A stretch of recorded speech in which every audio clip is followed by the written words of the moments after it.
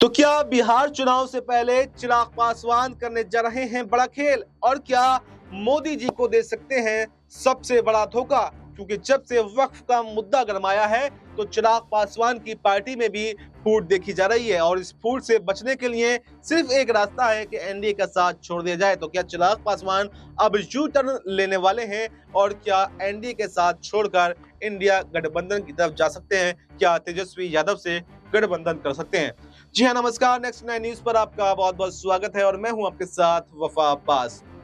बिहार के अंदर इस समय अगर चुनाव के लिहाज से देखें तो युवाओं की आबादी काफी ज्यादा है।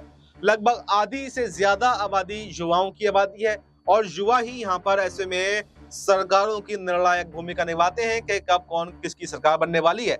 और अगर युवा नेताओं की बात करें तो तेजस्वी यादव एक तरफ आरजेडी के युवा नेता हैं, तो वहीं पर चिराग पासवान दूसरी तरफ युवा नेता हैं। वहीं पर कन्हैया कुमार भी इस बार दांव आजमा रहे हैं। बीजेपी के पास में देखें कोई युवा चेहरा नहीं है। वहीं जेडीयू के पास में देखें निशांत कुमार की एंट्री की अटकलें जरूर लगाई गई, लेकिन निशांत कुमार की एंट्री नहीं हो पाई। तो जेडीयू के पास में कोई युवा चेहरा नहीं है।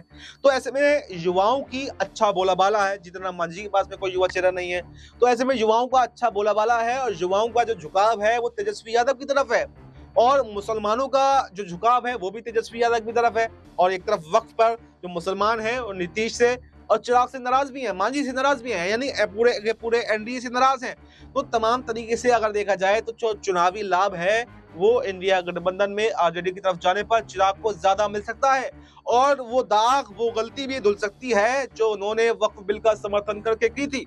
तो ऐसे में ये अटकलें बढ़ गई हैं कि अब चिराग पासवान नरेंद्र मोदी जी को बड़ा झटका देने वाले हैं और इंडिया गठबंधन में आने वाले हैं। क्योंकि अभी एक सी वोटर का सर्वे आया था, उसमें 42% लोग तेजस्वी यादव को सीएम बनता हुआ देख रहे थे और उसमें अगर चिराग पासवान भी चले जाते हैं, क्योंकि ऑफर तो यहाँ पर नीतीश कुमार को भी आरजेडी से मिला, चिराग पासवान को भी मिला, जीतन राम मांझी को भी मिला, लेकिन उन्होंने इस ऑफर को ठुकरा दिया। लेकिन चिराग पासवान अपने पिताजी की राजनीति पर वापस चल रहे हैं, क्योंकि उनका बयान भी सामने आया था कि मैं अपने पिताजी की ही राजनीति पर चल रहा हूं। मेरे पिताजी ने मुसलमानों के लिए काम किया, पिछड़े दलितों अल्पसंख्यकों के लिए काम किया, मैं भी उसी रास्ते पर चल रहा हूं और जरूरत पड़ी तो फिर मैं मुसलमानों के लिए अपना इस्तीफा भी दे दूंगा, यानी अपना मंत्री पद भी छोड़ दूंगा।